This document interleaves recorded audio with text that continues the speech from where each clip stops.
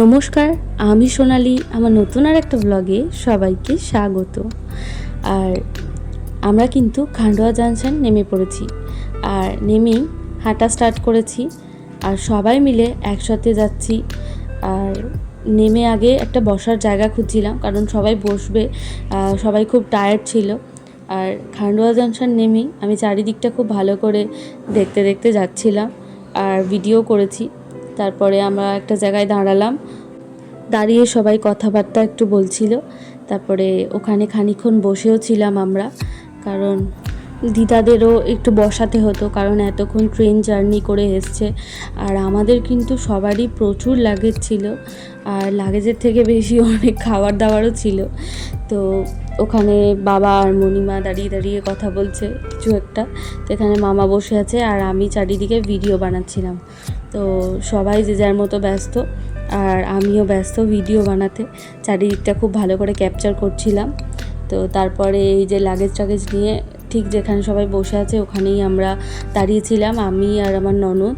তো ও আর আমি বসিনি। তো তারপরে বাকিরা সব গিয়েছিল গাড়ি ঠিক করতে, কারণ আমরা যাব ওমকারেশ্বর।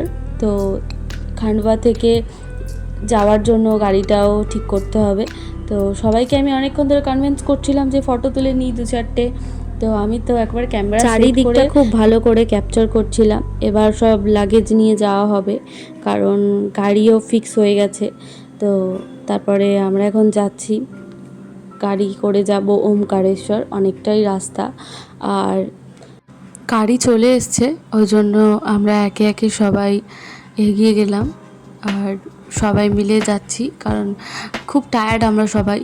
আর খান্ডোয়াতে অনেকক্ষণ দাঁড়িয়েছিলাম, কারণ আমাদের সব লাগেজগুলো ভালো করে বেঁধে নিচ্ছিল, যাতে রাস্তায় কোনোভাবে পড়ে না যায়। তো ততক্ষণে আমি অনেক সেলফি তুললাম দাঁড়িয়ে দাঁড়িয়ে সবার সাথে। আর সবার টাইম হয়নি, বাবারা তো খুব ব্যস্ত ছিল, তো বাবাদের সাথে আর সেলফি তোলা হয়নি। তো এখানের পরিবেশটাও খুব সুন্দর, আর হাওয়া দিচ্ছিল, আর এই গাছটা এত সুন্দর লাগছিল, সবুজ সবুজ কচি কচি পাতা হয়েছে। তো আমরা বেরিয়ে পড়লাম ওমকারেশ্বরের উদ্দেশ্যে। তো অনেকটাই রাস্তা, আর রাস্তাগুলো একটু উঁচু নিচু, আর আমি একদম সামনেই বসেছিলাম, কারণ পুরো রাস্তাটা ব্লগ বানাতে বানাতে যাব বলে, ওই জন্য একদম সামনেই বসেছিলাম।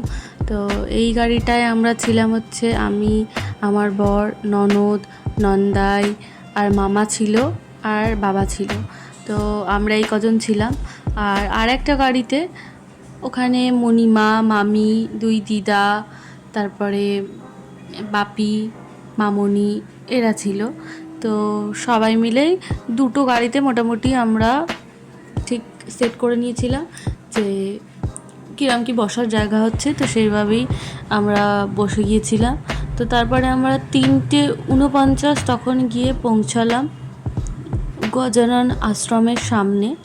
তো ওখানে অনেকক্ষণ ধরে দাঁড়িয়েছিলাম, আর এখানে তো আশ্রম, এটা তো আশ্রম, এখানে অনেক রুলস আছে।